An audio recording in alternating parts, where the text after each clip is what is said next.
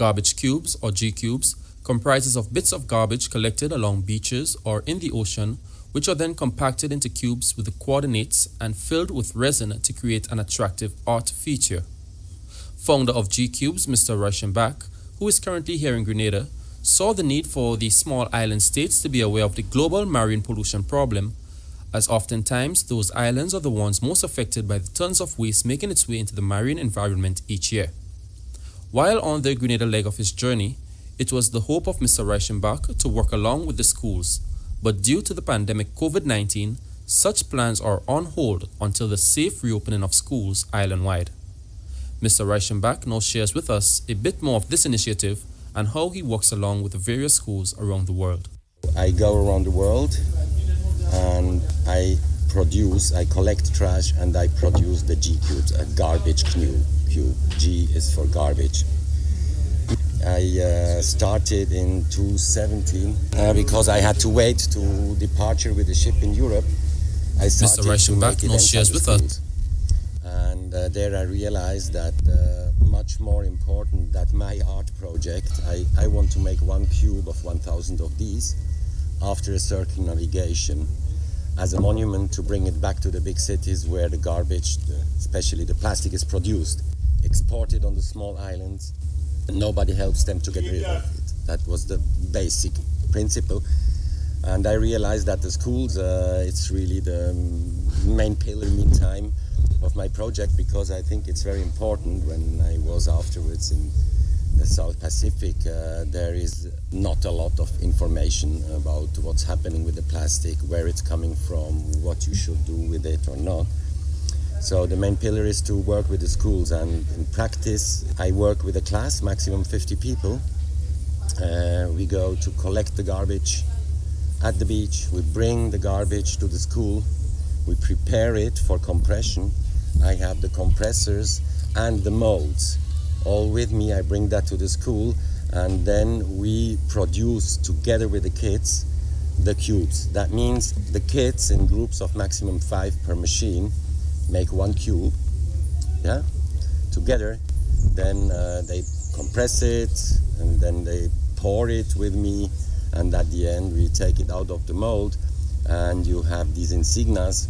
On there is always the coordinates where the garbage comes from, the title G Cubes, of course. Then it's a short name for the school or for the youth group I worked with. And at the end, the kids can put in their initials, they can sign their cube, like Picasso signs a painting, and they are really proud and like to do that. And then I leave 20%, that means of each mold we produce in a school, I leave 2 cubes in the school, and 8 cubes I take back home to Switzerland, and they will be part of the end cube of 1,000 cube. This monument done by the children around the world will be an itinerating touring show.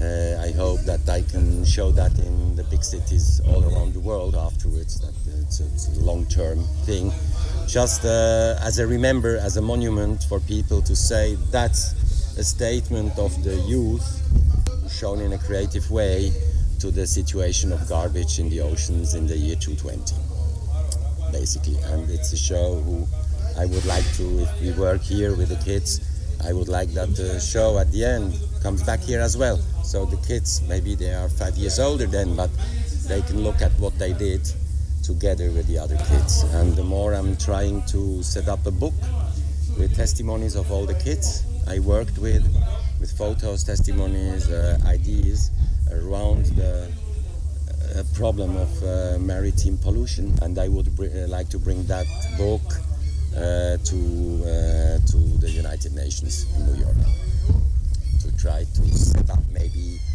a plan to make G-Cube sustainable, that they give health to the different islands. Yeah. For a picture of the G-Cube, feel free to log on to our Facebook page by searching Grenada Solid Waste Management Authority. This has been our presentation for today. Do enjoy the remainder of your day from the Grenada Solid Waste Management Authority. My enemies' walls are bound to crumble, and to the floor their spears will fall. I've been made and sealed with love, but time to battle, I'll find them all. I felt the whips and remember chains, but my sword has been forged by my father's flames. Fight your fears and heal your pain, and victory will be in your name. I used to be weak, but I'm not weak no more. I found the strength of my ancestors deep down in my African core. I used to be frightened, I'm not afraid no more. The Father blessed me with the heart of a lion and a warrior soul. So no weapon that form against I shall not prevail, and no man that rise against I, that war they shall never win. 'Cause I will conquer, oh I will conquer, yes I will conquer them. Come on, let's conquer, oh I will conquer, rise up and conquer them. Tell them no retreat, no surrender. I shall fight till the end of days. I was born as a Makai warrior, and the Almighty God my blade. Fire burn all Satan carrier. Father loose all shackles and chain. This morning first thing as I wake up, King David told Sam to the brain. Don't let your courage go down, keep it up. And if your heart rip up and stitch it up, don't let your faith them fall, pick it up. When my cup was empty, God fill it up. Don't take the devil contract, rip it up. And if your bad mind people to go meet it up, pass me the Congo drum and let me beat it up. God on my side, me no give it up. So no weapon that form against I shall not prevail, and no man that rise against I, that war they shall never win. 'Cause I will conquer, oh I will conquer, yes I will conquer them. Come on, let's conquer, oh I will conquer, rise up and conquer them. Thank you, Father. I want to say thank you, Lord. You are everything, Father. Thank you. Father, you alone shall guide me. No man shall lead my path. In the wind I hear your quiet whispers, and you heal my broken heart. Even some of my friends turn enemies, and they pray for right to feel. And remember you gave us your only begotten son, but we gave him the wound of life. Send down your warriors with the hello, be carried down to the end of days. No matter how the devil tries trick me, unto you my soul I will give. Father, I know this storm is coming, I can see the high tide raise. Without you there is no other. Could there be that real decisive? No weapon that form against I shall not prevail, and no man that rise against I, that war they shall never win. 'Cause I will conquer, oh I will conquer, yes I will conquer them. Come on, let's conquer, oh I will conquer, rise up and conquer them. I am a man. I am a champion. I am a warrior. So who are you to tell me that I cannot make? Who are you to tell me that I am not the greatest thing that God ever created? Good morning, Grenada, Carriacou, and PG Martinique. You're listening to Hard Talk Grenada.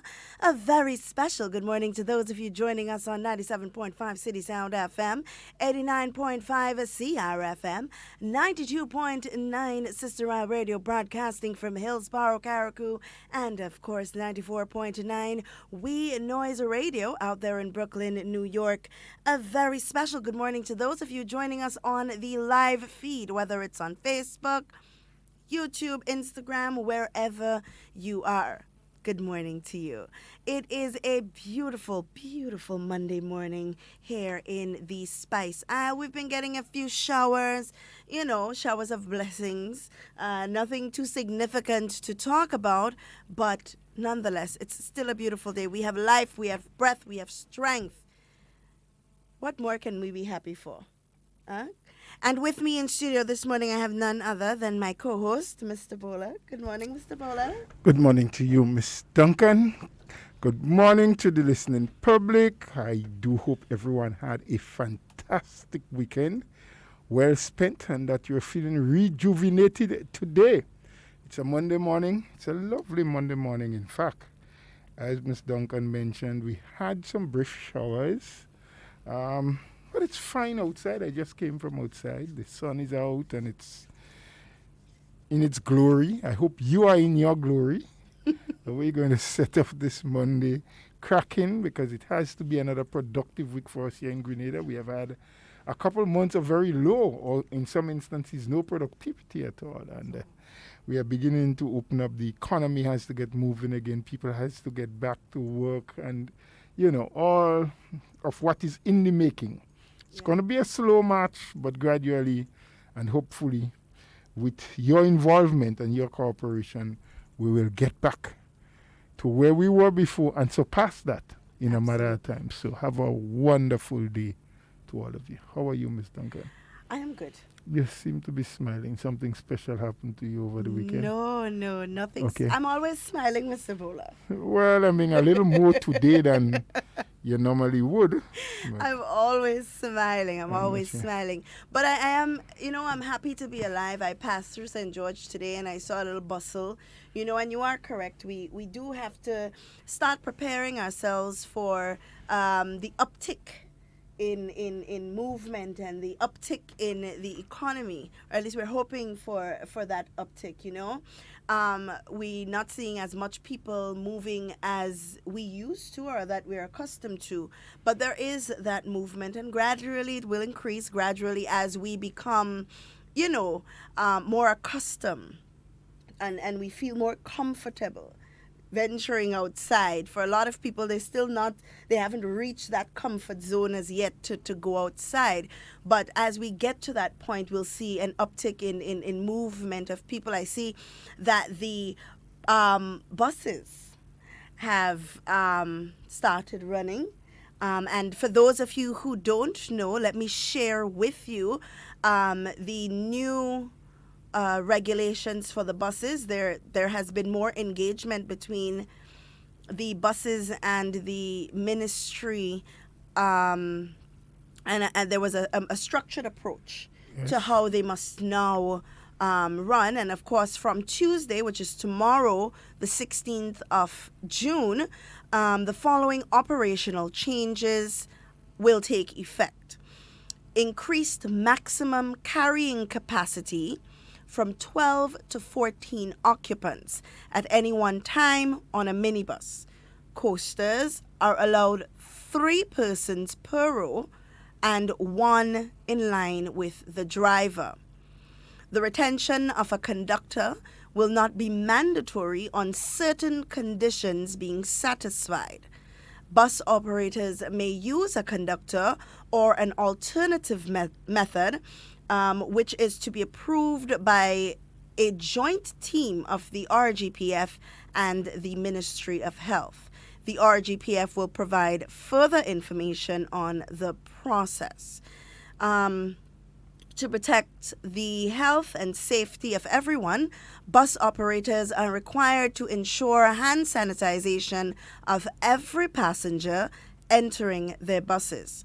While the government recognizes that sanitization is the responsibility of the bus operators, the Division of Transport will continue bearing the cost, which could reach up to $50,000 per month for a 4-month period, June to September. Additional consideration is being given to some form of relief on the bus terminal fee for the period July to September. Already, bus operators have had fees waived for the month of June. government will review all measures of support in August.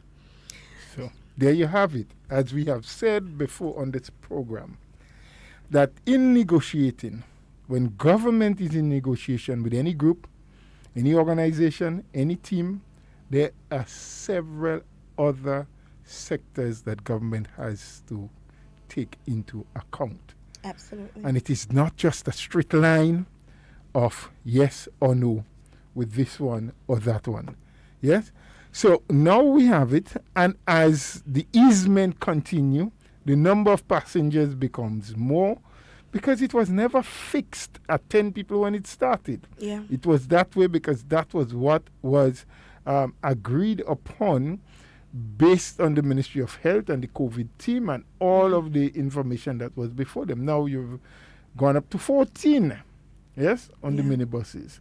Now it is not mandatory because they are seeing more light at the end of the tunnel. Yes, Correct.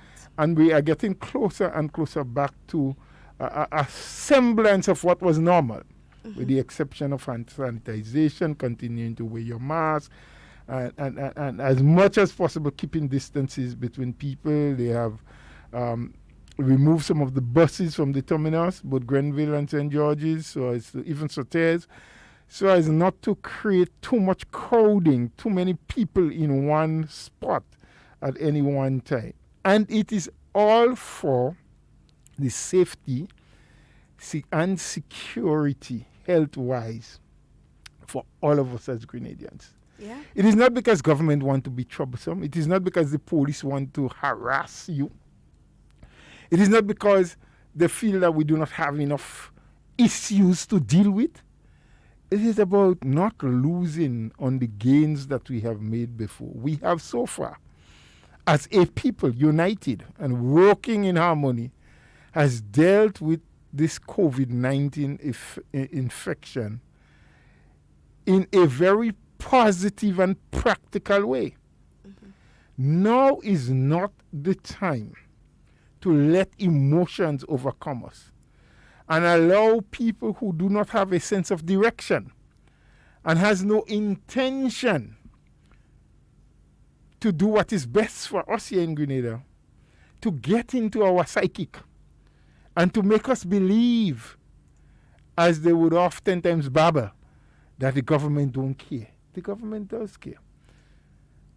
And so I recall the PS from the Ministry of Infrastructural Development, the Transport Division, saying that talks with the busmen are halted, but not discontinued. Correct. That they're going to give it a break for a while. There are certain things that they must look into, and in due time they will go back around the tables and start negotiating again. And that is not to say that things may not be tough for the bus operators, like most other people. But sacrifices at this time is what we must all make for the greater good down the line. I recall in 2008 when the NNP got back into, not 2008, sorry, 2013. 2013, my bad. Coming from a period 2008 to 2013 under the NDC administration. The political leader and Minister for Finance then appealed to the Grenadian public and saying that we need to go through a self-imposed structural adjustment program. A program planned and developed by locals, by Grenadians, in concurrence with the government, but supported by the IMF, the World Bank, the Caribbean Development Bank, the European Union, because they recognize that the position our economy was in at the time, the pace at which we were going downhill, an economy that was in backward growth, negative growth as you'll call it, year after year not registering any positive growth, to get it back in line and to receive positive growth again, there were certain sacrifices that had to be made. Yeah. So there was some taxations that was increased and people was asked to make extra sacrifice. It was a hard thing. It was bold for the government to do it. As a matter of fact, I recall on several programs saying that the history within the Caribbean and in some other parts of the world where a government that institutes structural adjustment program are oftentimes on the losing end by the next election. Because a structural adjustment program does put your citizenry under tremendous pressure. But we see quite the opposite happening here in Grenada. By the next election, the government had a landslide. What was responsible for that? Part of the reason is because the government did not bring in the structural adjustment program in isolation. Yeah. They didn't just decide to do it just by that. But there was a tripartite organization where you brought in the trade unions, where you brought in the churches, where you brought in civil society, where you brought in the business community. And it was an open book policy where everyone knew what was happening. Everyone understood why it was done. Yeah. And the results that emerged after you took those decisions. And I recall the Prime Minister, Dr. Mitchell, saying to Grenadians that, listen, the sacrifices we are making now will benefit us down the line. And it didn't take very long. As a matter of fact, within the first financial year, we start seeing positive growth in the economy. Yeah. Lest we forget that coming out of an era from 2008 to 2013 under the NDC administration, where the government workers, the public servants were unable to receive their salaries. That's a critical thing. On time. Mm-hmm. Sometimes 15 days into the next month. Yep. Oftentimes, unless the NIS, National Insurance Scheme, was saddled. If it was not saddled with having to take up a piece of government property so that the Minister for Finance could get the resources to pay those salaries, people will not have salaries. We have seen a transformation from that. Up until this present time, Grenadians receive their salary on time. As a matter of fact, a number of people, once the last Friday, Thursday or Friday in the month comes, they head towards the bank, towards the financial institution, because there is an expectation that my money is already there, as opposed to that period between 2008. Why is that so? Because of the sacrifices we all made. Because we discipline ourselves. Because the government of the day put the Fiscal Responsibility Act in place, and they were operating based on that they weren't overspending in any area. They tried to cut costs, reduce wastage. We still do have some, and there are some areas that we need to trim even further so that greater benefits can come to our people. But this is a trusted government that works with the people, that stays in line, that listens to civil society when they speak and say, hey, we have observed. This is what, and we do that in light of the fact that there was no official opposition member in Parliament. But you allow the Trade Union Council and the churches and other people to be the vanguard, the watchguard of what was happening, to be the checkers of the public purse, so that you don't go overboard because you feel you have no one to account to. You have to account to the people. Likewise, I'm saying, and I went all the way back there to say, similarly today, there are some new structures that we must follow. There are some sacrifices that we must make, but it would all be for the greater benefit of Grenada entirely. Now, for 2 or 3 months, with absolutely no production in some instances, every public servant received their full salary in time or on time. Why was that possible? Early. Why was that possible? Because of the structures that was put in place before, because of the sacrifices we all made before, because the government disciplined themselves and agreed that the taxes, the people's money that was collected, must be controlled properly Yeah. and must benefit. So sometimes you will lose sight of those things quickly and will listen to people who are baseless, who have nothing to offer, and we say, oh, but the government is so wicked. Oh, they want to put a charge if you don't wear your mask. We are like that.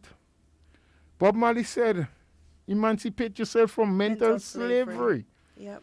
Now our hands might have been freed from the chains of bondage and slavery, but you our know, mind. we are so used to being policed and looked at. And we are trying to get away from that gradually, but it will take time. So oftentimes, if you do not put a measure of punishment along with the law, people just totally disregard it. And even though the law says you can be charged, I see it. Hundreds of us, thousands of us just walking around loosely, not obeying the issue of the mask, not obeying a lot of the rules, which is for our own protection. Well, as you say that, over the weekend, I got reports that Bartway Beach is like, I don't even want to say an open sepulchre. It's a free for all now, you know. People going there, nobody wearing masks, everybody gathered, socializing, you know, and I want us to remember, and I mean it's a difficult thing to keep reminding yourself of every day, but we need to remember that the protocols are still in place. You know, somebody said it's not that we've become complacent, you know, we are already complacent. He said that we've gone past the place of becoming complacent, you know, to the point where now we forget about all the rules that have been put in place to protect us, forgetting that very soon our borders will open. You know, we can't stay closed forever. It's not going to be good for us socially, and worse even for us economically. Yeah. And we have to at least try to adapt to this new normal, because it is going to be a new normal. Whether you stay in Grenada or you migrate to any part of the world, it will become the new normal. For how long, we would not know. But we have to make ourselves accustomed, adapt to this new normal, so that we don't forget, that it doesn't leave us easily, so that we don't wake up in the morning and feel like, oh, well, there have been no cases for a month, so I ain't have to wear my mask again, man. Nothing in coming our way. We just don't know. In the same way that we don't know, or we never knew where it was going to come from. Some people said China, and that was not even the case, you know. In the same way, we don't know what's going to happen 2 months down the line. We don't know what's going to happen 6 months down the line. So we must not become complacent. You know, keep it in the back of our minds. Well, our neighbor is not too far away, the mighty United States. It's still very, very, very active. Oh, and there have been a lot of resurgence of the virus. Of the virus. As of recently. Yes, in the last couple of weeks. And I mean, they had started opening up, you know, public places, you know, more gathering. And what they have seen in a lot of the states is that there has been a spike. It's like a new surge, right? And they have over 100,000 deaths now. The last thing I heard, which was a week and a half ago, it was about 114,000. I'm not sure. And the experts are predicting that they can hit 150 pretty soon. And interestingly, though, they have said too that from the numbers that they are giving, this is what they have recorded from hospital deaths. Yeah. There may be several thousand people who died at home or other places, other institutions, as a result of COVID that was not recorded. So, I mean, we are saying that to you not to frighten you, but to tell you we cannot let our guards down. All right, we have our first caller for the morning. Good morning, caller. Good morning, Ms. Duncan. Good morning to you, Mr. Buller. I just have a couple of things. First of all, I want to remind Mr. Buller that the structural adjustment that was done when NMP got into power could have been done before if my memory serves me right, Timothy and Twine was advising the NDC-led government then how to restructure the country and stuff, and they never paid attention to him. And I think that was not good. I mean, you're getting good advice from right inside there, and they didn't want to listen. Yeah. But Dr. Mitchell and the NMP, being a party that listens, put heads together, and so Grenada got kudos for bringing back our economy in rapid succession. Mm-hmm. Mm-hmm. But I want to say something that bothers me, and actually that is directed to the Commissioner of Police. There was a gentleman who I understood came to Grenada and asked for, was seeking asylum. And I understood, and I know the police normally listens in, I understood that he was taken to, I think, Central Police Station, and maybe he would have been locked up for 11 months or so, I don't know, waiting on the trial, and I mean, COVID come. But I understand that Wednesday he was in court and he was crying.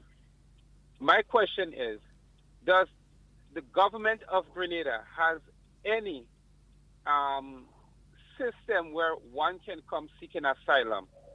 And if not, I think they should have just put him back on a plane and let him go back to his country instead of having him sit in a jail as a common criminal. I don't know what if he has other criminal records, but what I understand, and I think GIS would have brought it some time ago too, that he would have come seeking asylum, and I think to have him in jail as a criminal in that case, that's not right. To me, that's not right. I think we should show some humanity in us, and I think as Grenadians, we're better than that. I think we're better than that. So that's my contribution for the day. All right. Thank you so much for your contribution. Thank you very much. Mr. Bola, I don't know how much you know on the matter. I've been seeking also some information. I know there are a lot of facts, however, surrounding that particular story. It's not just black and white as we see it, where the gentleman came seeking asylum and he was placed in Her Majesty's prison. I believe he also, before being placed in Her Majesty's prison, was placed in the care of a Grenadian individual and so on. So there are a lot of other factors leading to what would have happened, factors that we probably don't know. And I don't have the facts, so I'd prefer not to really speak on I don't it. have a lot of facts too, Yeah. but we need to get it because Yeah. it's something that has been raised on more than one occasion in the public domain. And like you, I have been seeking some information, and probably I have not pressed hard enough and maybe gone to the correct places. But we need to really have that conversation with the people who knows, Yeah. because it is my understanding also, just like you, that when he first came and taking his fact, someone was identified who agreed to take him on until such time when his documentation, whatever it is that was needed to be looked at, was done. Yeah. And while in the care of that person, something may have occurred. Yes. He might have committed some sort of atrocity. What exactly it was, I don't know. And that would have been the reason or the rationale for having him placed in Her Majesty's prison. Yeah. Then the COVID came and that complicated things further. But we really need to seek the real facts, because there have been a lot of speculations as to what is, what was, Yes. what may have been.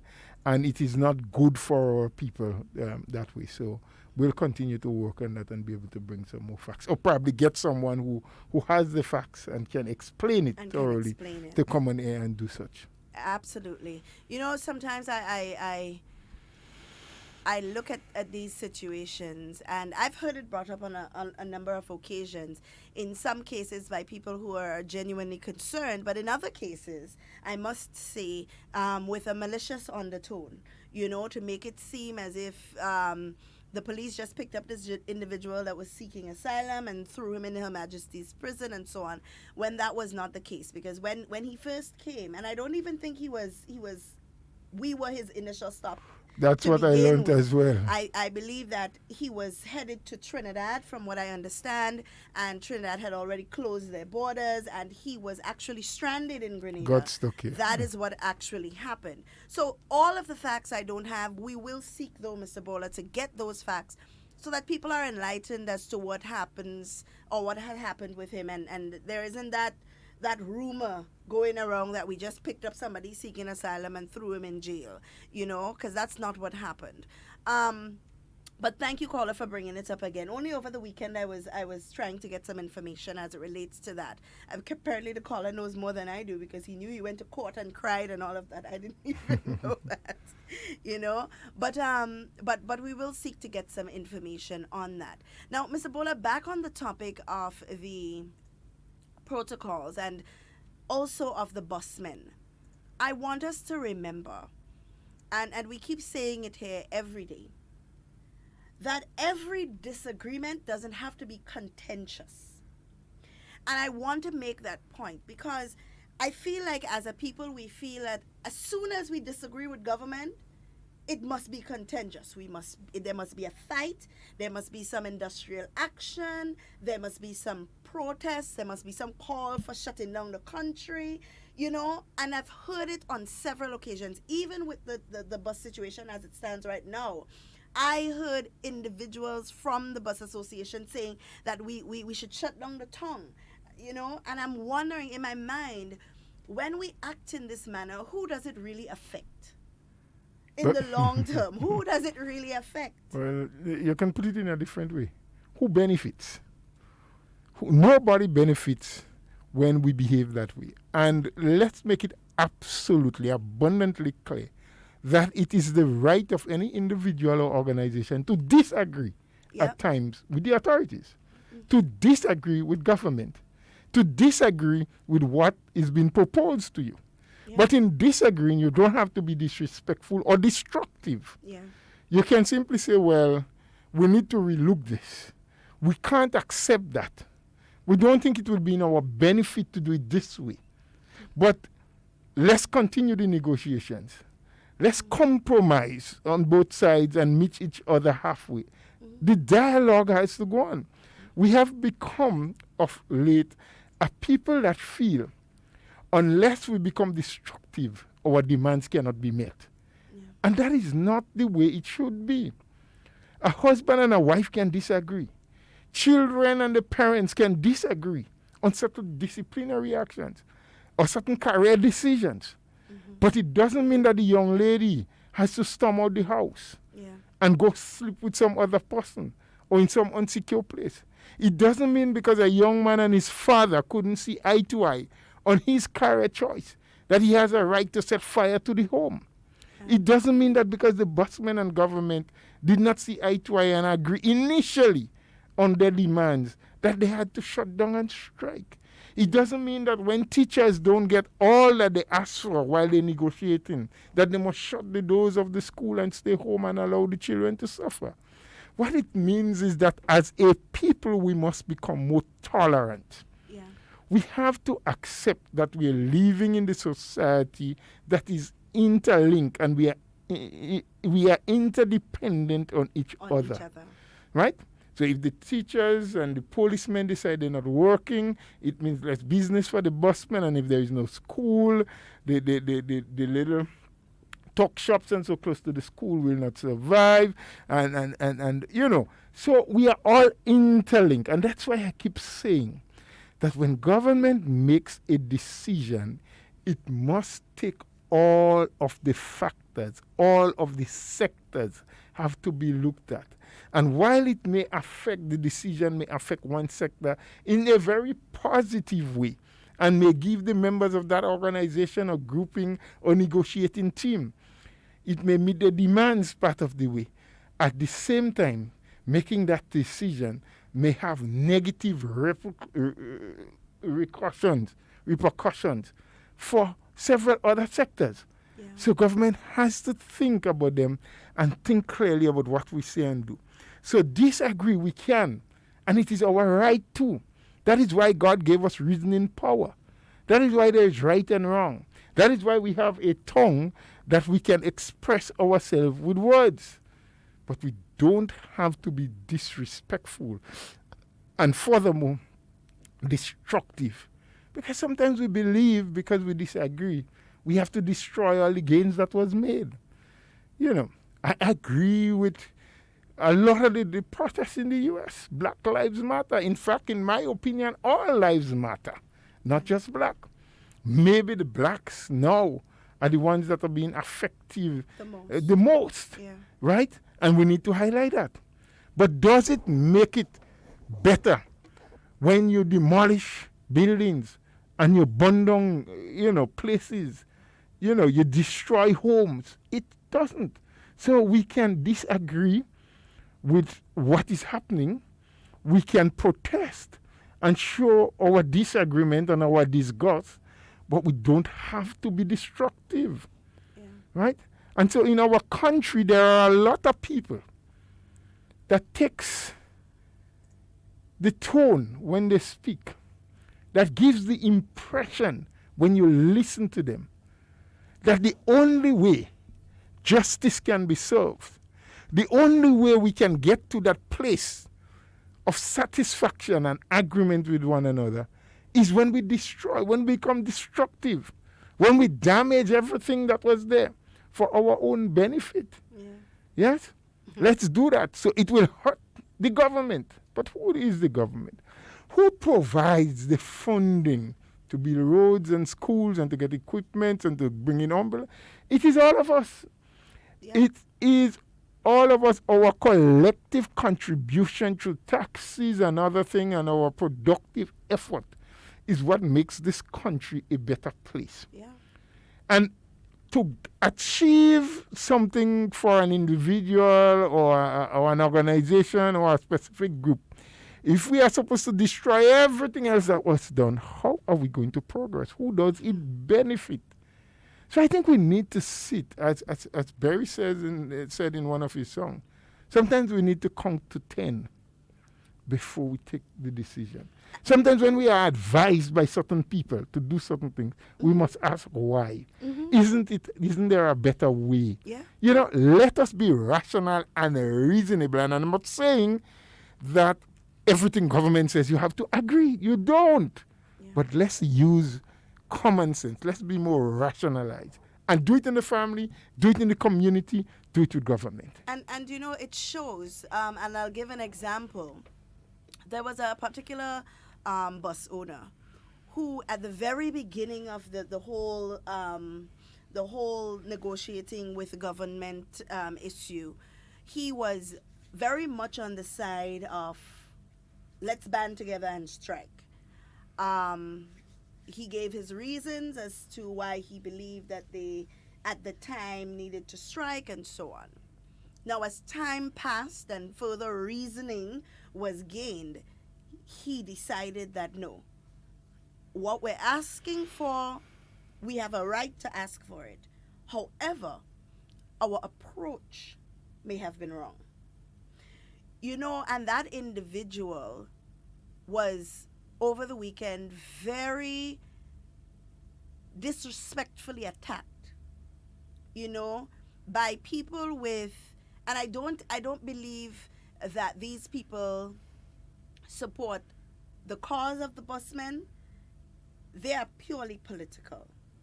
Because for them, what they feel is that if there is a fight against government, that in some weird way, they are winning, or they are ahead, or it's a good thing.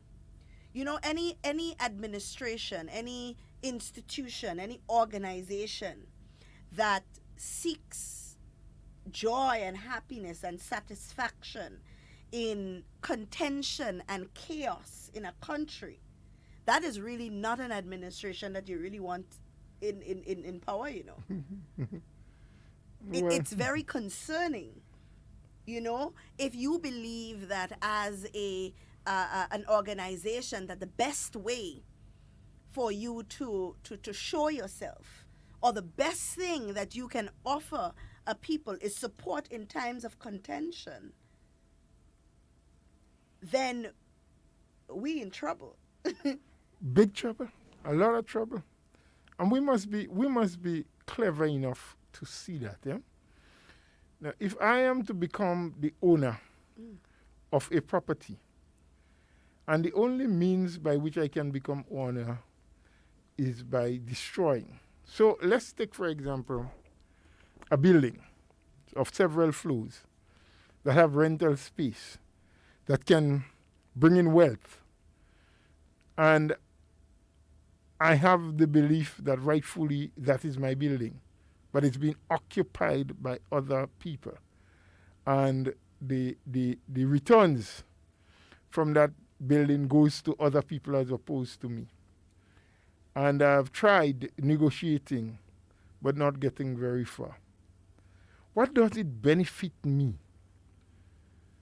to run them out of the building by setting it on fire? And then they disappear and I end up with the ruins. Yep. You know? And then I become the owner. But not only that, then you would spend all of your time trying to rebuild what That's you burnt the point down. I was getting at. So, I mean, I'm trying to simplify this thing as much as possible so that our ordinary people can understand that we can disagree. That you don't have to like everything I like. You don't have to support everything I support. You don't have to support everything the government does. And you may have legitimate reasons or you may have good rationales for saying, well, I don't support that. But do you have to be disrespectful and destructive even if you don't agree? And you may not agree because probably you didn't see it from the way they saw it, because you're not in the position that they are in or sitting in the same seat like they are. Yeah. Probably after implementation, you may realize, well, you know, but I was wrong.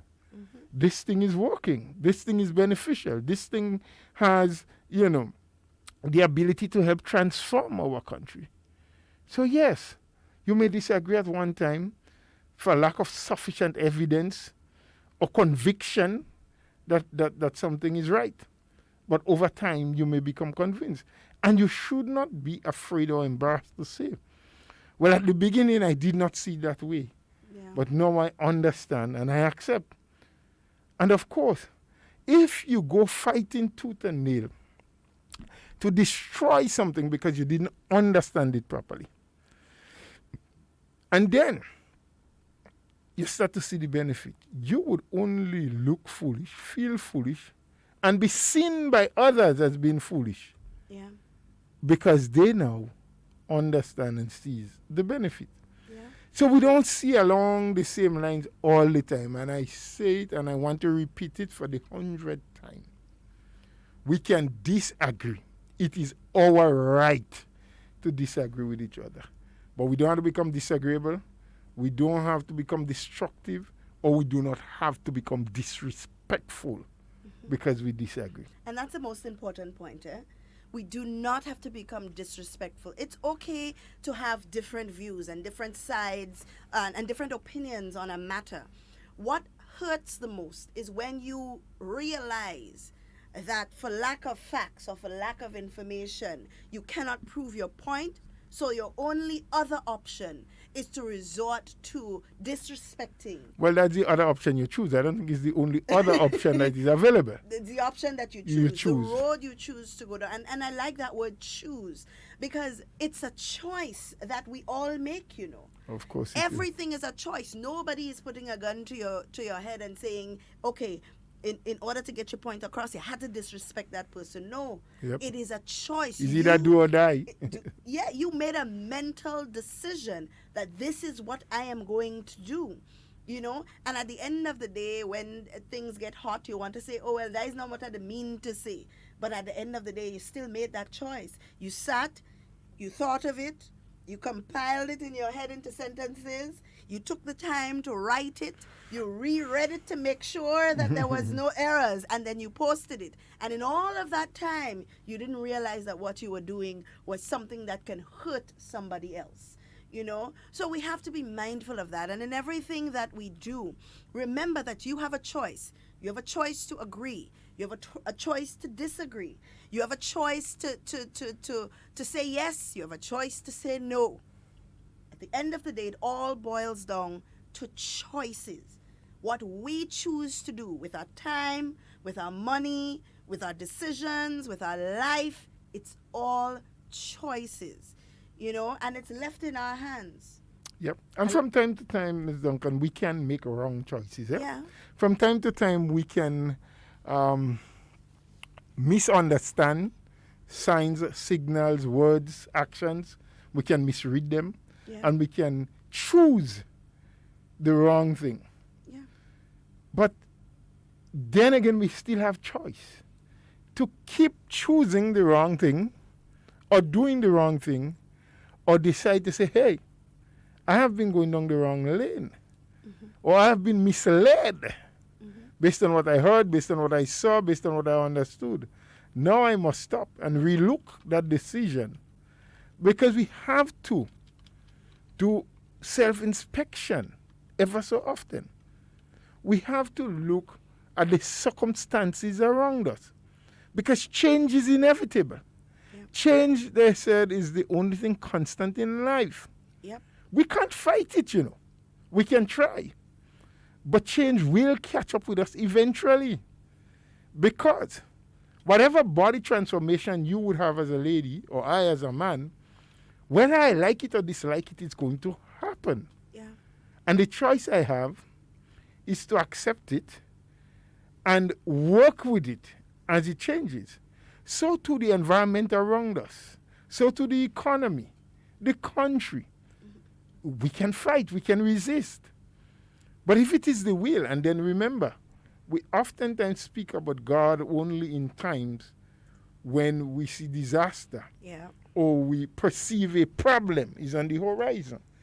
But he's always there, in control. He allows us to have a certain level of freedom to make choices. But he puts things before us. And Mr. Paula, I want to stick a pin right there where you mentioned change, because last week we spoke about this with Kenroy and the 5 stages of change. And we spoke about, as you said, you can choose the wrong thing, and that is fine. It happens to everybody. But in the 5 stages of change, we have to remember that there is a stage called pre-contemplation, where you identify that there is a problem that needs to be changed. Yes. And then contemplation, where you now say, okay, I am going to make an effort. I have identified that there is a problem that I need to change. I'm going to make an effort. A conscious decision. Decision, exactly. And then there is the preparation. Now you are putting the wheels in motion, setting the goals and laying the foundation to make that change. And then there is the actual action, which is moving on those goals, moving on that foundation, and then maintenance, which is basically what it says. Keeping that thing going. Exactly. Because that's the choice you made. Because that is the choice. But even at that time, you can rethink. Should I maintain that? Should I continue along that same road? Should I keep doing what I'm doing? Should I hate my neighbor as I have been doing? Or has new facts come aboard to say, but no, I might have made a mistake in the choice I made. And so people, you would not hear everybody on every program telling you that you have the choice. Some will make you believe that the choice was made for you. Or the choice has been taken away from you. Or taken away from you, and the only thing you can do now is resist and fight. Yeah. And sometimes you have to fight. But you must fight for the right reason.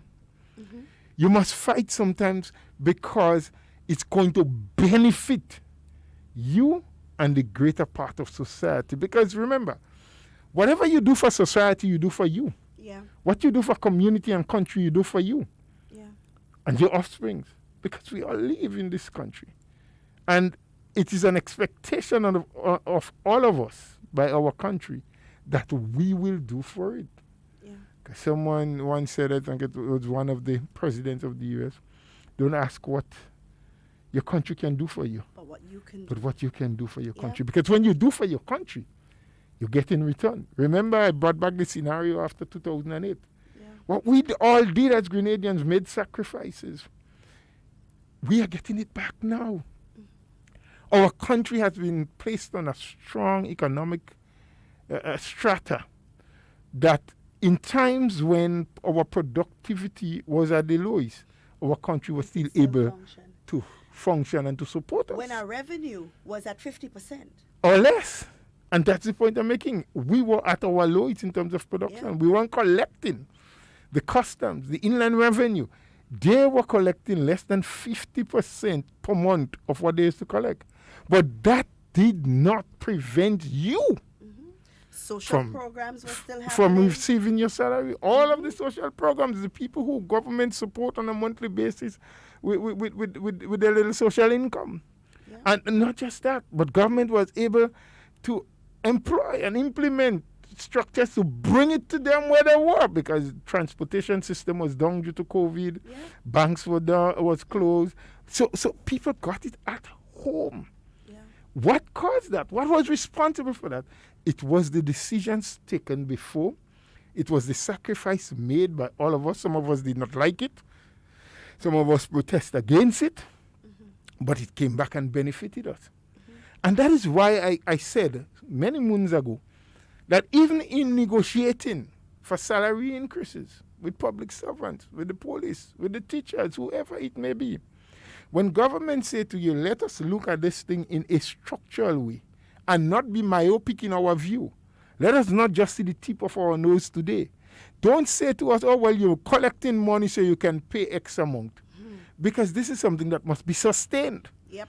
But have we ever thought or look at, should there be some social, psychological, physical, environmental, man-made or natural disaster down the road? Who would have thought that a simple virus would have brought the world on its knees? I mean, maybe there were people who thought so. Maybe people in the medical and scientific field did have an insight, because I heard many months, 2-3 months ago, part of a speech made by President Obama when he was in the White House, of him saying that we need to start preparing and putting plans in place for a viral attack that is going to attack the entire world. So maybe he was briefed by his people who are looking way into the future. But, I mean, ordinary folks like you and I did not see that, did not think that, wasn't prepared for that. So our governments do not only have to operate in this present moment. Yes, today, because even the Bible says, do not worry about tomorrow, but today. But every tomorrow will become a today. Every yesterday was a today. So in preparing for today, our today must be linked to the tomorrow, which will be the today when it comes. So the point is, we have to function in such a way that we leave room for growth and for development and for advancement. And you take the situation of the busmen. 10 passengers was what you were allowed. There were one time when they were allowed, I think 6 or 8, 5, whatever the number. During the deadliest time of the COVID. 1 per seat or something like that. And they must be sitting in a staggered position. It went up to 10, 12, now 14. Right? So things happen in stages. It must be structured. And sometimes we have to accept that we do not know enough to make an informed decision. So we'll have to trust the word of the officials. Trust, Mr. Bola. Trust. Listen, I want a lot of people to hear this, trust, because that is one of our biggest problems, especially with some of our opposition forces. They make you believe that you are being misled, that you are being misguided, to the point where you lose all faith and trust in the government, in the system that governs you. Once that is done, there's absolutely nothing. It's like a marriage. If you lose trust in your spouse, it's not fixing that relationship. That has happened to you, Miss Duncan? No, never. That Okay. cannot happen to me. For all the people who know me. Oh, no. I just asked because you said it with such conviction. No, but I mean, in any relationship, Mr. Bowler, if I didn't trust you and you didn't trust me, we'll always be looking to see when one of us would stab each other in the back. The You know? mistrust, we always so Yes. conscious about the We mistrust that always will so take place. conscious. That we can't see all of the trustworthy things that are being done. Yes, I might be fixing your back and you might think I try and fixing your collar and you might think I'm trying to grab your neck. Well, don't fix my collar, Mr. Duncan. At no point in time, because that's exactly what I might feel. But we're saying to the general public, look, if you do not trust your government, if you do not trust the people that are placed in the position to make decisions on our behalf, Yeah. we would always have issues. There'd always be problems because you would always be thinking for every decision made, every time they give an instruction, you're very apprehensive about it. And I am in no way saying that you must always close your eyes and just accept everything that I was comes to you. about to say that. No, I'm in no way saying that. We have a right to question, Yes. and we did establish before, we have a right to disagree at times. Yeah. But being respectable and non-destructive when we disagree, we have a right to say, well, I need further explanation. Yes. Give me an example of how this thing is going to benefit us as a people. Give me an example of how it's going to roll out, how it's going to work. Give me a time span by which I can start to see a positive progress from what you're implementing. We have all that right. But if we continue daily to live with mistrust, we have a lot of problems on our hands. But also, Mr. Bowler, hand in hand, and we spoke about that last week, hand in hand with the trust must come communication. And Yes. maybe the government needs to do a better job at communicating Agreed. to its people. Agreed. And letting them know. And this is what we try to do here. To find information, and because we have to be realistic. The government has a lot of work on its back. They have a lot of things to consider, and in ways where the media can help, that's kind of our duty to the people of Grenada to ensure that we provide you with that information. I know we got a lot of licks. I don't know about you, Mr. Bola, but I took a good bashing on social media time and time again because people believe. Because you're that- there more often than I am. Probably.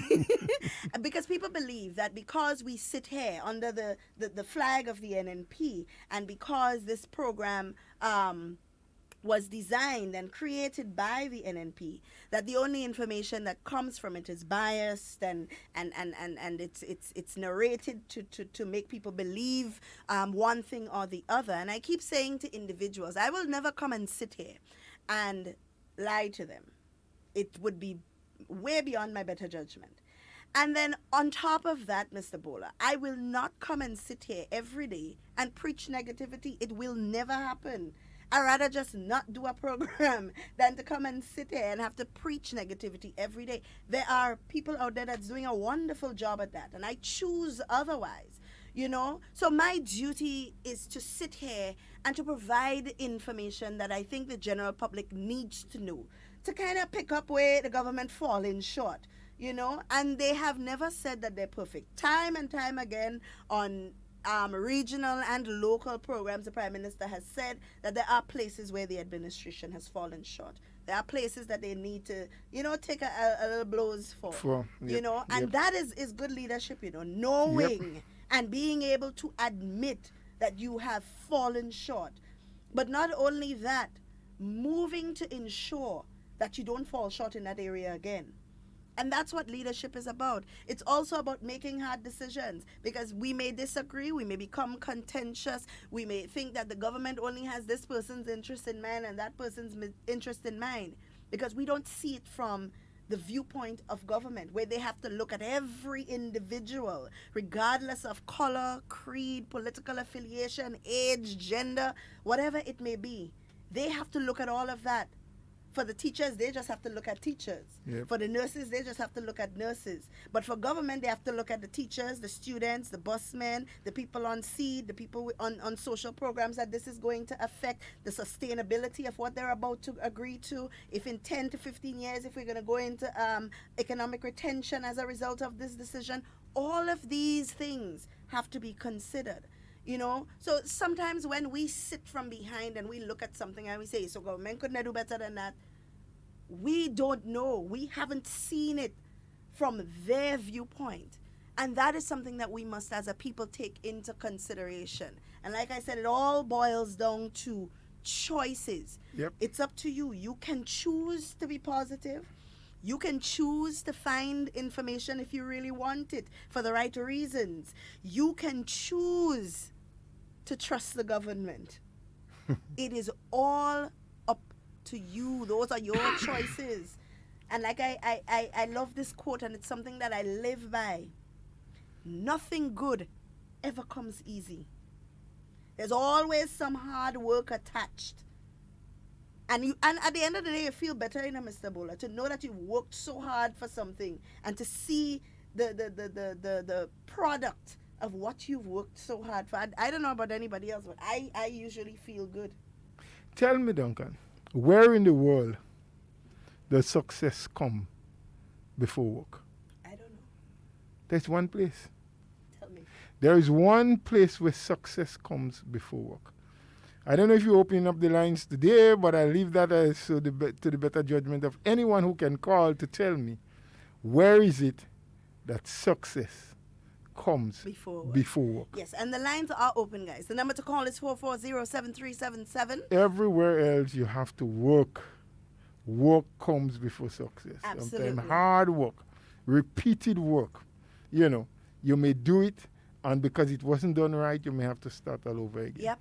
Because there's a saying that success is not final. Mm-hmm. Meaning that even when you achieve the success that you're going after, you need to continue to work to maintain that success. Yes. Success is not final. Mm-hmm, mm-hmm. However, we also need to know that failure is not fatal. Yep. Because sometimes some of us believe that we have tried something, we failed at it, we should give up. You know, we die. Our dream disappears. Failure is not final. Yeah. To put it this way, someone once said that failure gives us an opportunity to do it better the next time. Of course. Because you would remember the shortcomings, the mistakes you made where you didn't go to right, and you do it over. Yep. Yeah? Better than you did it before. But it's a concept that you can use in any strata of life, eh? Yes. And that also brings in those 5 stages of change. Because if I fail at something, I know it have a certain organization that they fail, but they're still doing the same thing and hoping to get different results. But we're not going to go there. We're going to stick along the lines of, if I That's fail... why they say failure gives you an opportunity to do it better. To do it better. The next time. Because you have not to the same way. You have to look at and that's where critical thinking comes in, Mr. Bola. Yep. Because you're supposed to be able to sit down and pull apart what you have done, piece by piece, to identify what part or parts of it needs to be changed or to be altered or to be adjusted so that you can reap a different result. And maybe the result you reap that time may not be the result you want, but some change must have happened. So then you know, okay, well, let me adjust this a little more. And it also goes for business. You see, in especially in Grenada, you see a man doing business the same way 30 years and expecting the business to grow. It may work for some people, but in other cases, it may not. You have to move. You have to improve. You have to advance with the times. You know? So nothing in life that you have to succeed in ever comes easy. Won't. And remember that change is the only thing that we know that is constant in life. Every day, every minute, every hour, things change. We age. You know, Duncan becomes a little more beautiful as she ages. You know, it happens daily. So things change, and expect changes in life, and you must be prepared. Stop resisting the change. You may not like it, you may not like the direction it's going, but once it is natural, once it is something that has to happen, it's part of evolution. We have to accept it and adapt to it. Yes.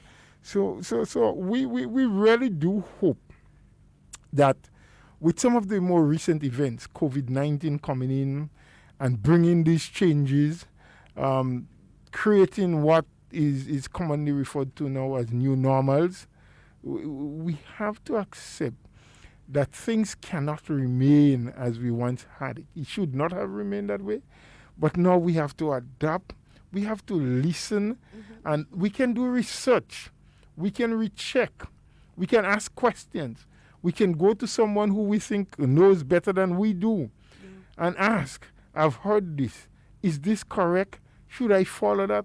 What's your opinion on this? What's your opinion of that? Because neither of us is not the repository of all knowledge. We don't know everything. We have to find out some things. We have to learn. That is why books were written. That is why we go to school. Yeah. That is why there is a continuation of learning. Because as things evolve, as new discoveries are made, it comes to our attention, and it was meant. The science and technology that evolved over the years, I believe, was meant to make life slightly easier for us. Yep. But sometimes we resist those things, and with the lack of understanding, we think that they are bad for us.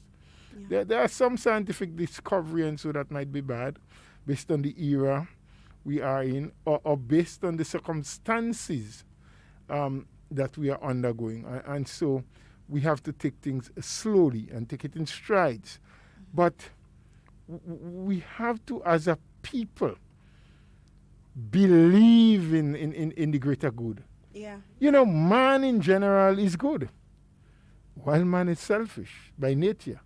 But he's good. There's some level of goodness.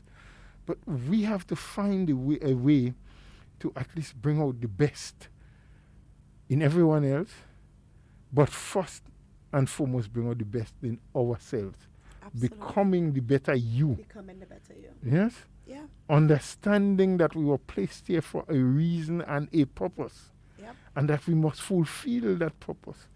That the society, our family, our country must be able to say that this son of the soil has made his or her contribution in a positive way. You know something that's important, Mr. Bola?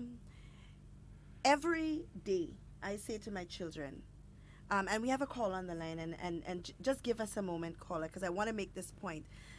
Every day I say to my children, I said, Renelle, Zavi, I want you to understand that every day you should grow. You should accomplish something new every day. So when you look back at your life, you can say, I have made these strides. If you sit down a whole day and you've accomplished nothing new, or you've accomplished nothing at all, that should not be a good feeling. And it's something that a lot of people should go by. Accomplishing something new every day, no matter how big or small. Good morning, caller. Hello? Hello, caller. Good morning. Probably lost that caller. Yeah, it seems like we've lost that caller. But it's something that we should instill in our children from very young. Some people sit and they do the same old thing, the same old way every single day. For me, I would get frustrated. I can't do that. I must feel like I'm growing. I must feel like I'm improving, that I'm changing every day. So you try new things all the time? All the time. In every aspect of your life? Every aspect. It must be exciting for you, Duncan. My life is very exciting. Very busy and there is never a dull moment. Never a dull moment. Never I can only imagine. I have some dullness in my life sometimes. How is that, Mr. Bola? Mr. Bola, you're always in the garden. You don't feel a sense of accomplishment. No, every I'm not time you always in the garden, walk Duncan. down that Here hill. I am in the program. I'm not always in the garden. So that's not So a you twisted haven't gone thing. to the garden for the day? I've gone to the garden only this morning. Every day. But you didn't say I go to the garden every day. You say I'm always When you in the go garden. every day. So when you walk down that hill in the morning, Mr. Bola, and you see a new sprout, or you see a tree that has done well, or you see something that has come from one stage to the, you don't feel accomplished? Of course I do. But what Okay. about how should I feel when I saw a plant that was flourishing just yesterday and it's dying today? Yes, but I'm sure that you sit down and you say, well, I wonder how that plant died, so that the next time, Well, I inspect it, and right? of course. So the approach to that plant didn't change? Yes, but I was zeroing in on the point that you see. I'm always in the garden. I'm always, the word always, and I'm saying to you. You go to the that garden is- every day then. Let me rephrase it. Yeah. Every day I get my inspiration from the garden. early in the morning at 5 o'clock. I walk through the land. No, but we have to, and also, Mr. Bola, it brings into light that we have to find things that give us joy. We have to, you can't wake up every day vexed and go to sleep vexed. There must be something that gives you joy and dwell in that thing. Well, the Bible said you should not let the sun go down on your anger. There we So go. if I am angry with you now, I must make sure that before sunset, that I forgive you and forgive me and ask God to, whatever happened to cause that to disappear, and I should let the sun go down without me having that anger. So it is not advisable for your psychic, for your own body, but also spiritually, Yeah. for you to sleep vex, wake vex, go through the day vex, and go back to bed vex again. And there seem to be some people like that in this society. Oh, yes. That is vex all the time. Oh, yes. They walk in vex, they talk in vex. Everything is packed with anger, They just vex. venom. You can see the smoke coming out of their nostril when they speak. When they breathe in, when they inhale and they exhale. Yeah, they just vex. Anger, it destroys us. Yeah. Yeah. We have a caller on the line. Good morning, caller. Hello, good morning. Good Hi, morning, good morning, morning. sir. Hello? Oh, this is not Miss Duncan. Yes, It is. and Mr. Bola answering you. Oh, Brother Bowler and Miss Duncan. I don't know. You and Miss Duncan are probably too young to remember. We had a book, an orange color book called The Student Companion. Student's Companion. The color has changed over the years, but it's still around. Yeah. It's still around. I think the last color I saw All it in right, was so you green. don't know about it. Yes, I think it was green. It has a quote in the Student Companion that says, "The acknowledgement of ignorance is a great step to knowledge." Yeah. And I kept that up to this day in my old age. I heard people disrespecting the Prime Minister and the government. They have not acknowledged their ignorance. I heard them saying all things about the government, the Minister of Health. They are not acknowledged their ignorant. So I will ask them to go to the Student Companion again. Thank you, Ms. Duncan and Brother Bowler. Have a wonderful day. You too, have an caller. excellent and exciting one as well. We thank you for your contribution. You know, and that's a very important point, Mr. Bola, because I've seen it as well. I've even heard people try to defend, well, that is why he said that about that person. But does it make it any more right? Could you not bring across the same point in a more respectable way? You know? And it all goes back to choices. Yeah, well, it said that two wrongs still doesn't make it right. Yeah. So if I have wronged you and you decide to wrong me, How does that make it right? We'll just be wrong together. Okay. But there's a bigger thing, a bigger part. There's a bigger way in which now we live in this world which was created by a master. Most of us agree. There are a few people that doesn't agree with the fact that there has been a creator and someone in charge of this universe. But I think quite a lot of the world's population, in my estimation, without any factual, in my estimation, I would say up to 85% of the world population has some relationship, has some belief, has some thought process that there must have been a creator and someone who has created this world and looks over it and manages it. Yes? So in that, we believe that when the creator put us here, he gave us certain innate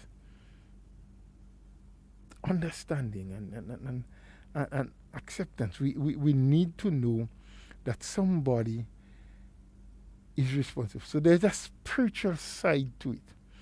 And those of us who strongly believe in that spiritual side believes that there's going to be a time based on biblical pronouncements when we will have to give an account for our time here on earth.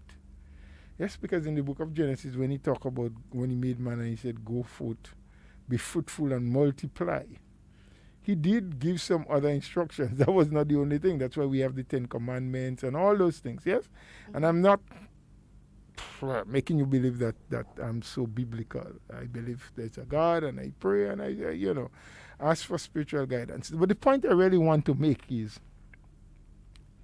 who is responsible to answer for what wrong you do or what wrong I do? Mm-hmm. Are you going to say to the Almighty Omnipotent when he calls you, as the Bible says, and say, give me an account for what you have done during the time you was on earth, for the time that I put you there? Yeah. Tell me, what did you do with the talent that I gave you? And then you say, but God, Roland Bowler, he did that to me, and so I had to be nasty to him back because, he did X or he did Y, and so I had to do him back. He's going to ask Roland Bowler to give an account for his time.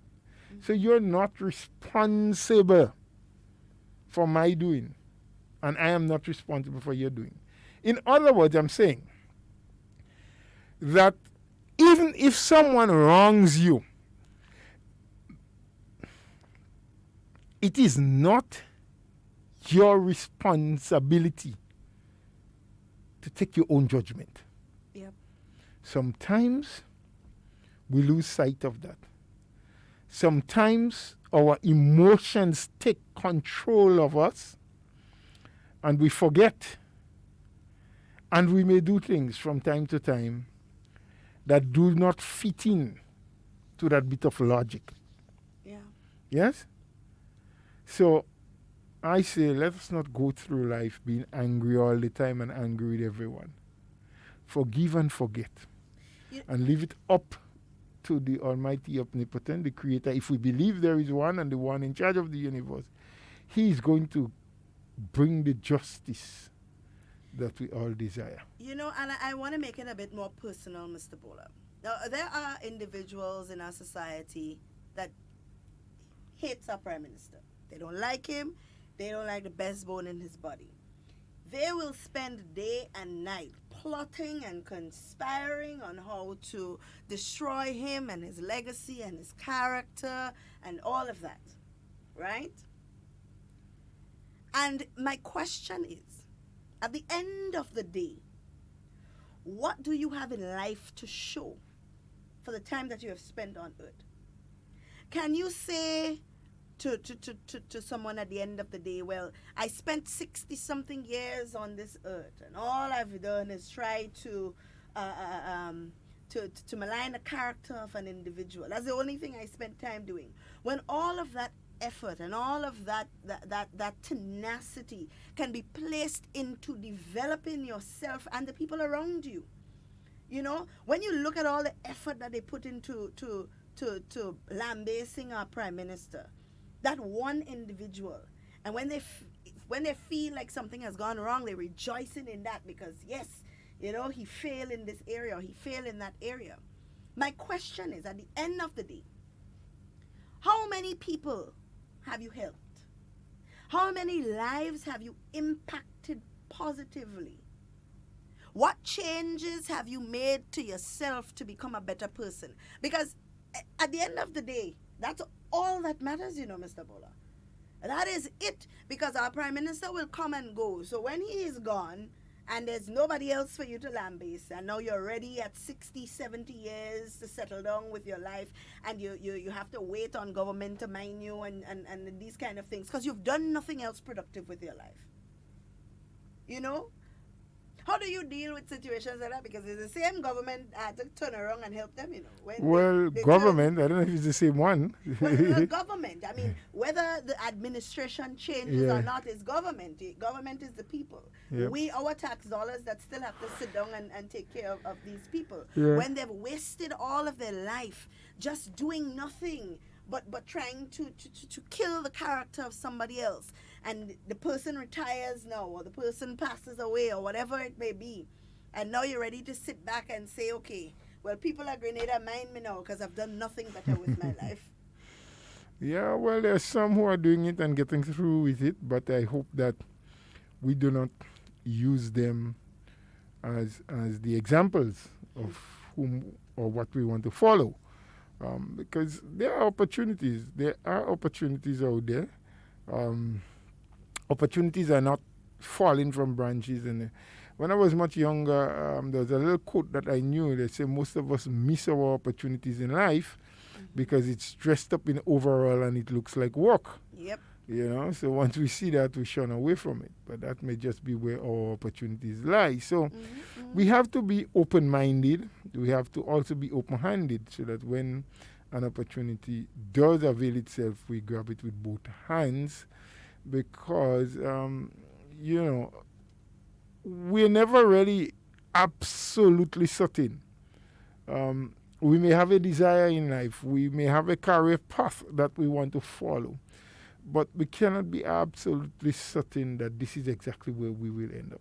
It's true. A good number of us, whatever it is our choices were, from the time we were young, we set that path, we set our mind to it, and we may eventually end up right there because we did all of the correct things. Or sometimes faith, as we say, brings us there. But for others, the career path that we chose, or the things that we decided we wanted to do, or the person we wanted to be, varying circumstances may shift us away from ending up, at that point. And so we have to be open-minded and open-handed. We have to accept opportunities. Or sometimes we may have to go through a series of hoops and step climbing before we arrive at that point where we actually wanted to be or was planning to be. It happens. We have seen it. We can look around us in our community. We can see people who have started at one point in their life, in the job career, and eventually 5 years, some 10 years, some 15 years down the road, end up to the point that they really wanted to be. Yeah. Or you may start at a certain level in a job and working hard, continuing to educate yourself and to build on what you already know, may cause you to be promoted to the hem of the organization of that body, which was always a desire that you had. So it is not clear-cut all the time. But what is important for us to know is that with effort, with work, success can come our way. Sometimes it is harder for some of us to achieve the success than others. Yes? But the circumstances of where we are is what will determine that. Or sometimes even the preparation. It's not just our circumstances, but sometimes the level of preparation could make the difference. Mr. Bola, something that I always, and I use that for myself, that I must package myself And I don't want people to misunderstand. I mean, I'm listening. what I'm saying. listening very, very acutely. But I must package myself that I am attractive enough to what I am seeking. So, for example, you want to be a manager of or supervisor of a company that you started from the ground up. You know, you started in that company since it was in baby stages. And you believe that because you started and you helped the company build, because you were a customer service representative, you gave great customer service and so on, that because of your tenure and the time that you dedicated to the company, that you are qualified enough to be a manager. However, in all of the time that you have spent there, you've never tried to develop you. You've never tried to package yourself, educate yourself higher, add values, improve your work ethic, make suggestions. You just feel that on the basis of I started here and I helped build a company that I am entitled to. And you know, and a lot of job opportunities come our way. But because we are not packaged right, Mr. Bola, we can't access what is available to us. I prefer, Ms. Duncan, that on public radio you say, because we have not prepared ourselves sufficiently. You see, when you talk about package yourself and be attractive enough for what you want to achieve, you knows what you're saying, but it brings a different connotation to the conversation. You have to know what you want, but you have to also look it.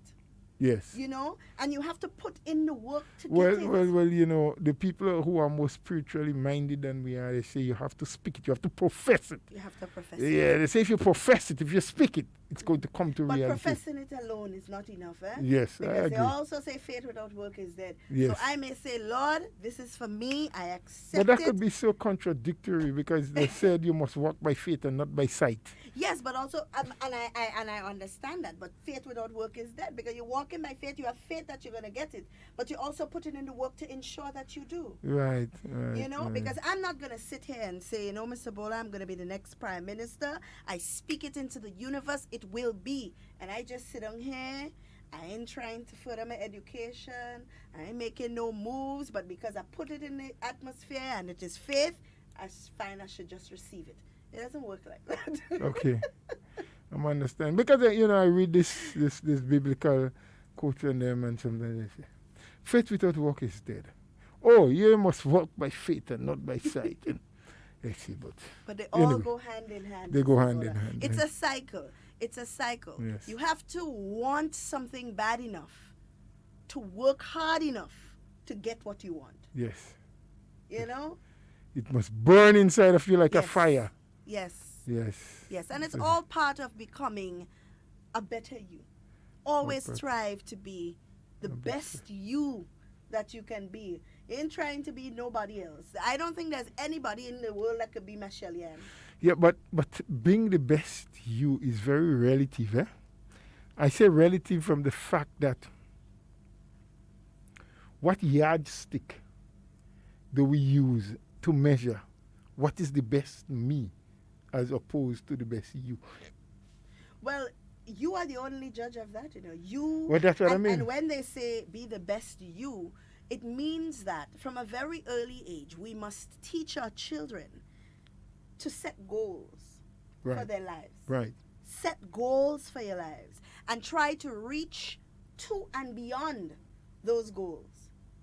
Because to be the best me, I may set the bar so low that I could creep and go over it. To be the best you must set the bar in such a way that you need to take speed to do high jumping. But that's okay, as long as you are comfortable with the best you that you have become. Because you don't expect everybody to be an entrepreneur, and you don't expect everybody to be a manager, and because as you said, we are all interdependent. We all depend on each other, you know. You know, we all depend on each other. And very early I said that in Grenada we have, I don't want to call it a classism problem, Mr. Pola, because it's not really a classism problem. But we have trained our children in such a way that certain classes of jobs, they see it as below their level. It's beneath me. Beneath me, exactly. You know, and I mean, it's okay to want your children to be doctors and lawyers, but we also need carpenters, we need farmers, we need masons, you know, we need sanitation workers. We all need each other, you know, and that is why it's important that we teach our children that everybody is equal. Every single body is equal, and that we must respect each other equally. Nobody deserves more respect than somebody else. Everybody. But the office that some people hold and the institution that they uphold deserve at times higher levels of respect. Higher levels of respect. The Yes. office and the institution. And the institution. That is absolutely correct. But when we're talking human beings across the board, Yes, we are all equal in the sight of God. absolutely. Right? And should be treated equally. Absolutely. Right? So we should not have people being marginalized because of who they're from or their surname or where they were born or their political affiliation. Yes? And you know, we talk about Black Lives Matter and we talk about equality across races, but we also have a big problem with equality within races as well. you Yes, know. yes, it A exists. very big problem with equality within races, where I find I on a higher level than you are beneath me, so you ain't meet my level, we two of us can't see eye to eye. You know, we also have that problem, but Mr. Bola, that's another topic For another day, yes. That's with another some topic research. for another day. But before we go, because we are winding down for time, there is something very important that I want to bring to the attention of the general public. The Ministry of Education, I'm not sure if you saw it, on Friday, I believe, they launched an app. And I'm just pulling out here an education app. I want to open it. An education app for CXC students. I'm trying to find. I thought I saw you got it a while ago. Yes, I know it's around. It's it's all over social media. Right. So it's a social media app called Learn Prep. Where students would download the app and from the Play Store, from the Google Play Store, and on that app they have past papers for CSEC, final exam, all the popular subjects, robust question bank of over 20,000 questions, ongoing practice with cumulative mock tests, instant feedback with insightful reports, performance analytics and on scores, and gamified experience with rewards. So for the children in Form 5 or even those heading to Form 5, they can download the app at Google Store. It's called Learn Prep, LERNPREP, from the Google Play Store. It's free for students in Grenada, right? And it really will help.